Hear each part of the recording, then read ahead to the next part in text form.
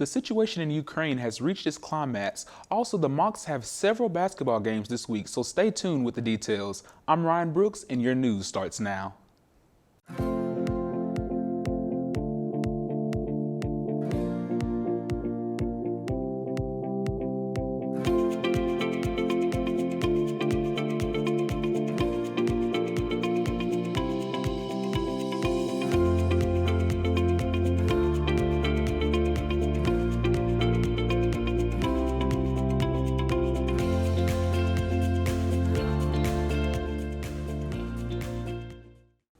After weeks of rising tensions, Russian President Vladimir Putin finally gave the call for a full Russian invasion of Ukraine. Ukrainian armed forces reported engagements across the country on 3 separate fronts. Multiple cities and targets, including Ukrainian capital of Kyiv, have come under fire from Russian artillery. Meanwhile, President Biden has followed through with his threats of imposing massive sanctions bent on freezing the Russian economy. UK Prime Minister Boris Johnson has also announced mild sanctions and travel bans that will attack the assets of banks and wealthy Russian citizens. Breaking news from our nation's capital, the Associated Press is reporting Judge Contanji Brown Jackson will be nominated for the Supreme Court by President Joe Biden. She has worked for several years as a judge on the federal trial court in Washington, D.C. before Biden appointed her to the appellate court. Jackson will be the first black female ever appointed to the Supreme Court. Cool temperatures are not over yet. It feels like we'll be waiting a little longer for the spring. Chief Meteorologist Chauncey Figures will tell us what we can expect for the next several days. Today there's no rain, but it's a chilly one. You can expect this cool temperature for the rest of the week.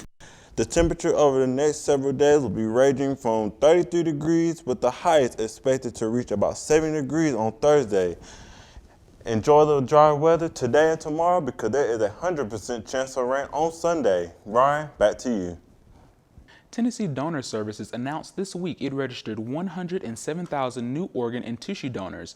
New registrations came during the nonprofit's inaugural Be the Gift Challenge, with individuals and organizations challenging others to become organ donors. More than 400 Tennesseans donated organs last year and nearly 2,500 donated tissue, but at least 3,000 Tennesseans are still waiting for transplants. If you are interested in organ and tissue donation, you can learn more about visiting the website BeTheGiftToday.com. The Mocs has some basketball competition this week. Chris has the details. Thank you, Ryan. The Lady Mocs had some stiff competition yesterday at their basketball game against Furman. The Mocs trailed the entirety of the game with a final of 43-64 Furman. The Lady Mocs move on to a 7-21 record and plan to face off against Wofford at home. Tip-off will be set for 1:30 on Saturday. Your Chattanooga Mocs men's basketball team defeated state rival ETSU on the road 83-77 to earn the regular season title for the second time since 1994. Sophomore Grant Leffer led the Mocs in scoring with a career high of 25 points. The Mocs improved to 23-7 overall and 13-4 in SoCon play. The Mocs secured the #1 seed heading into the SoCon tournament. Up next for the Mocs will be doubleheader matchup Saturday in the Roundhouse as they face Sanford for Senior Day. Men will tip off at 4 p.m. Ryan, back to you.